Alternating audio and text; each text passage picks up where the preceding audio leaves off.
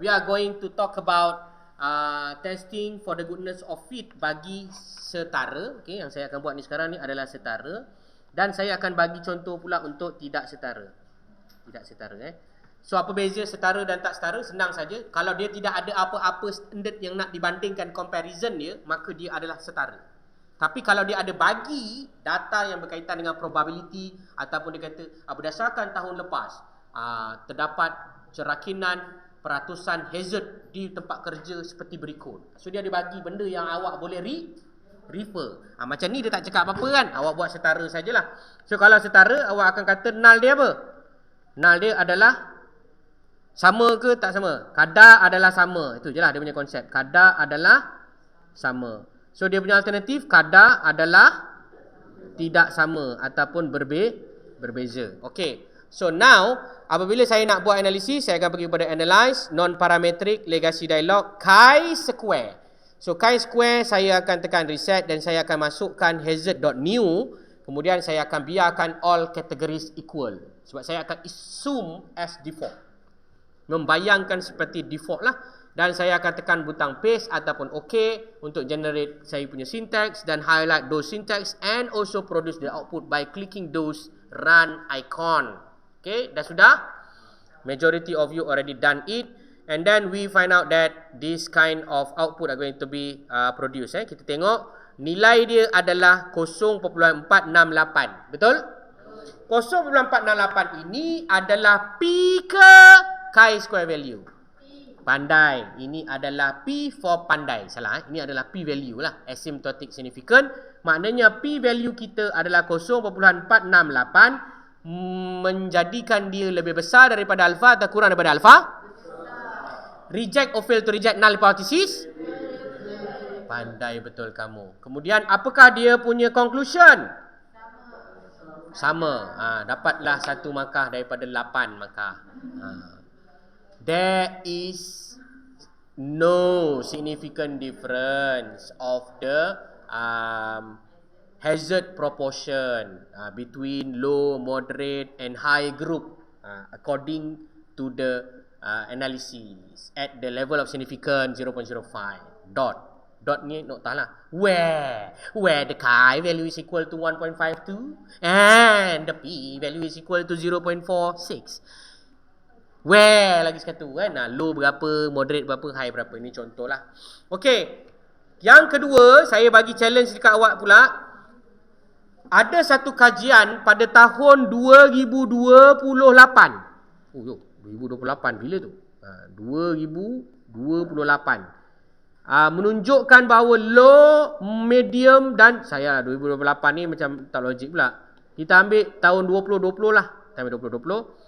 Low, moderate dan high adalah seperti berikut iaitu 30, yang ini adalah 60, yang ini adalah 10%. 10%. Contohlah soalan dia. Soalan ini tanya ataupun inilah yang anda nak buat. Statistik kajian yang lepas menunjukkan low, moderate dengan high di kalangan eksperimen yang sama stres dan tempat kerja ni, ini dia punya prevalence. Apa dia? Prevalence 30, 60, 10. Saya punya soalan, cuba bandingkan dengan dapatan kajian kamu. Cuba buat sekarang. Macam mana nak bandingkan? Ini adalah tahun 2020. Sekarang ni 2022 kan? Data awak dah ada belum? Dah. Mana data awak? 25 ni. Bandingkan dengan 2020. Itu saya nak. Ada beza tak antara 2020 dengan 2022? Soalan dia tadi. Bagus. Awak tanya kan? Apa sebenarnya soalan dia? Ada beza ataupun tak ada beza? Ada beza tak? Di antara 2020 dengan 2022. Cuba awak tengok. Ada ke tidak, tuan-tuan dan puan sekalian? Okey, oleh kerana awak lembab, maka saya tunjuk teruslah. Tak adalah lembab, awak tengah buat kan? Siapa yang tengah buat sama-sama ya. Kita akan pergi pada analyze, non-parametric, legacy dialog, chi-square, betul? Kemudian kamu akan masukkan hazard.new, betul? Dan awak akan susun dia mengikut urutan yang berkenaan lah, iaitu low, moderate dan juga high. Ikut urutan yang awak telah label hazard.new ni, iaitu 1, 2, 3, low, moderate, high kan? So value untuk low adalah 30. So awak nak tulis 30 pun boleh, awak nak tulis dalam bentuk probability pun boleh. Probability di sini sebenarnya maksud 0.3 lah. Kemudian yang seterusnya adalah kosong point pandai. Kemudian yang terakhir adalah kosong point pandai. Ini adalah contoh dalam bentuk probability. Biasanya kita buat dalam bentuk probability lah ya. Kemudian kita akan tekan butang paste. Maka selesailah sudah kita punya analisis. Maka kita akan buat report berdasarkan output yang keluar. Okay, so mari kita lihat dia punya syntax. Alright, kita akan tekan Ctrl R, maka kita akan generate this thing. Betul tak? Okay, saya suka data ni. Tengok ini adalah low, ini adalah moderate, ini adalah high. Nampak tak? Pada tahun, dengan kekerapan data ini, inilah yang akan dijangkakan. Inilah namanya jangkaan. Berdasarkan data kita 25 data, okay, dengar baik-baik, berdasarkan 25 data yang kita kutip ataupun pungut ni, dengan menggunakan kajian pada tahun 2020, 0.3 ataupun 30% daripada 25 bersamaan dengan berapa orang yang sepatutnya kita akan kira? 7.5. Ada lebih kurang 7.5 akan ada. Ini panggil expectation. Yang ini 15, yang ini 12. Tak kisahlah, yang mana yang ini 0.3 daripada 25, 7.5. Yang ini 0.6 daripada 25. Yang ini 0.1 daripada 25. Nampak Nampak kan? So kesimpulan dia saya nak tanya awak. Boleh pakai ke tak boleh pakai? Asymptotic significant dia less than or more than? Less than. Less than alpha, reject null. Betul? So kita kata apa? There is a significant difference. Betul tak? Between the 2020 and 2022. Lalu saya pun menjawab, salah! Sebab apa? Sebab saya tak cerita pun. Sebab apa kan? Nanti saya cerita. Ke nak mengalah je? Saya cerita je lah. Sebab apa? Syarat penggunaan chi-square. Saya tak cerita lagi kat awak. So saya cerita sekarang. Syarat penggunaan chi-square, tidak boleh ada sel. Tidak boleh ada sel. Apa maksud sel? Ini sel 1. Ini sel 2, ini sel 3. Tidak boleh ada mana-mana sel yang jumlah sel dia kurang daripada 5 membawa maksud lebih daripada 20%. Faham tak? Tak faham. Okay, saya cerita. Ada berapa sel dekat data ni? Ada 3 sel, betul tak? Ada berapa banyak expected count less than 5? Ini namanya expected. Mana expected count less than 5? Ada tak? Ada 1. 1 daripada 3 kumpulan dapat 33% kan? Violated penggunaan chi-square kita. Faham? So tak boleh pakai lah chi-square. Ya, tak boleh. Kena pakai Fisher exact dan lain-lain analisis yang berkenaan. Faham? Ya, dia tak boleh lebih 20%. Tak boleh lebih 20%. Okay, expected count less than 5 is not more than 20%. Sebab tu anda tengok kat sini kan. Dia akan kata one cell have expected frequencies less than 5. Maknanya ada 1 sel kurang daripada 5. Ada 1 sel. So 1 daripada 3 sel, 33 lah. Memang violated dah. So kita tak boleh pakai chi-square. Kita kena pakai alternative. Jelas itu dia punya assumption. Baik, yang ini untuk level kamu, saya rasa cuba fahamlah. Kalau tak boleh faham, tak apa. Nanti anda bagi tahu je lah apa yang anda nampak secara mata kasar. Macam ni mata kasar anda akan kata, okay, there is a difference because the chi value is this. However, it is considered violated. Anda cerita macam itu pun sebenarnya anda dah betul. Maknanya anda cerita benda tu adalah reject null. Benda tu ada beza, tapi perlu jaga-jaga ya. Sebab perbezaan ini adalah perbezaan yang violate penggunaan chi-square. Maksudnya anda faham lah anda punya cerita tu. Jelas tak apa yang saya cakap ni? Tak faham Anda cakap tadi ada beza kan? Tapi anda kena letak disclaimer. Tu je nak cakap. Faham tak? Tambahkan disclaimer itu. Disclaimer kena tambah menunjukkan bahawa tak boleh pakai chi-square ni sebenarnya. Itu disclaimer. So saya nak ajar kamu, untuk kamu yang baru first time dengar ilmu ni, awak bagilah disclaimer. So disclaimer itu adalah konsep pengampunan oleh examiner. Faham? Faham tak faham? Kalau tak, saya nak kena ajar awak Fisher exact pula, betul tak? Memang awak fishing lah pula kan? Pergi cap, macam tu. Baik, habis kita punya cerita pasal chi-square testing of the independence. Dah habis saya punya Jamboard. Saya cuba guna mana yang ada lah dekat ruang yang ada ni. Boleh? Saya nak jimat saya gunakan ruang yang ada.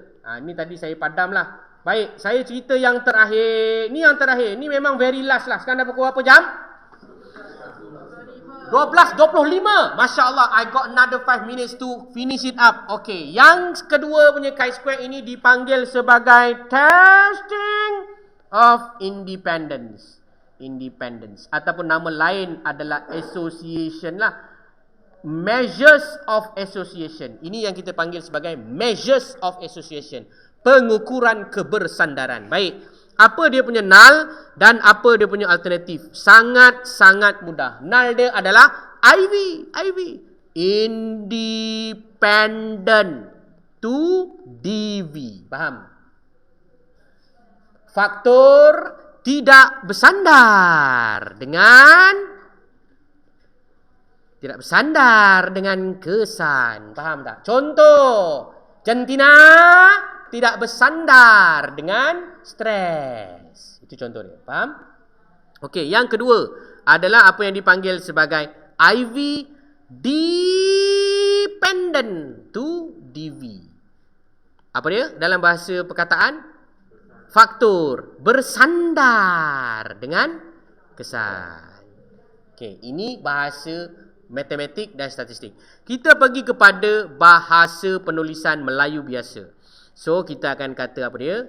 There is no significant association between apa? Between apa yang tadi kita nak buat? Gender and stress group. Macam itulah kita buat. So, alternatif dia adalah there is significant association between gender and stress group. Itu sahaja. Jelas tak dia punya null dan alternatif? Anda jelas null dan alternatif ni sebenarnya dah selesai dah kefahaman tu. Bila anda dah jelas, sama juga step nombor 2. Step nombor 2 adalah alpha. Step nombor 3 adalah run or calculate and report. Anda perlu reportkan chi value dan anda perlu reportkan p value, and then the fourth is basically your decision and the fifth is basically your conclusion. So now I'm going to test your brain. Cuba buat analisa berkaitan dengan stress group, sebab kita ada 2 group kan, group 1 dan group 2. Berdasarkan stress group dan juga anda punya demographic factor. Demographic factor saya adalah seperti berikut, iaitu tak payah pening-pening lah, kita buat yang simple je. X5 ni apa? Okay, kita tengok yang ni. Is there any significant association between the poor administration and also stress? Faham Iaitu X10 ni adalah poor administration lah, dan juga stress. Cuba tengok ada tak pengaruh antara bos yang bagus administration dia dengan stres di kalangan pekerja. Cuba buat, tengok ada tak perhubungan berkenaan ataupun tidak wujud perhubungan itu. Dipersilakan. Okey, dah siap? Awak kalau buat yang macam tadi memang tak akan dapat, tu je. Kalau awak pergi kepada analyze, lepas tu non-parametric chi-square, memang tak akan dapat. Dah cakap pun masih buat lagi. Bagus. Memang tidak akan dapat. Baik, saya bagi hint. Analyze descriptive cross-step. Analyze descriptive cross-step. Cuba buat. Analyze descriptive cross-step. Okay.